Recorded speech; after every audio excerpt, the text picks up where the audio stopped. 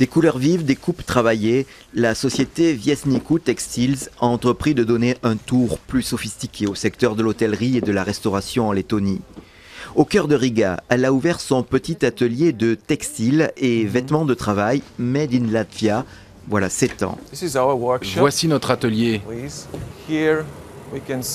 Ici, vous pouvez voir tout le processus. Une quinzaine de personnes travaillent chez Viesnicu Textiles. Jānis Jansons et son épouse Anna ont créé la société en pleine crise économique, mais le projet a survécu et bénéficie maintenant de l'embellie. En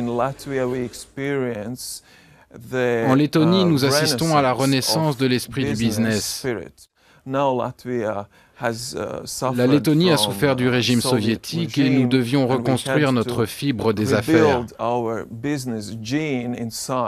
parce que nous ne nous faisions plus confiance. Au bord de la Daugava, vue imprenable sur le vieux Riga. La tour Swedbank semble scruter les aléas de l'économie lettonne. Swedbank, la suédoise, occupe la première place dans le pays. Après avoir touché le fond en 2008 et 2009, la Lettonie a repris le chemin de la croissance, une croissance forte même à l'aune de l'Union européenne. Encore plus de 4% en 2013.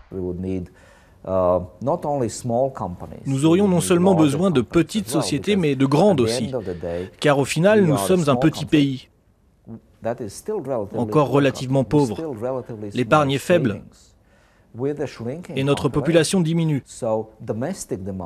Donc la consommation des ménages ne peut pas engendrer une croissance importante des revenus.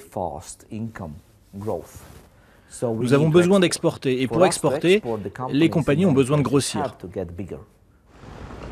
Et pour exporter plus encore, la Lettonie a fini par abandonner sa monnaie, le lat, au profit de l'euro. C'était il y a juste un an.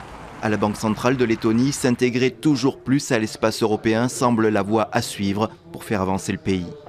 Pour un petit pays très ouvert, une monnaie nationale toute petite, c'est toujours un risque de taux de change, de pression sur le taux de change. Maintenant, on voit dans notre voisin, la Russie, est vraiment dans la crise. Et maintenant, l'impact sur l'économie lettonne est vraiment très faible.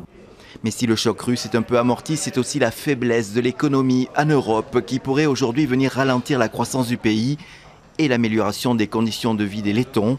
Beaucoup trop déjà ont désespéré et choisi l'émigration.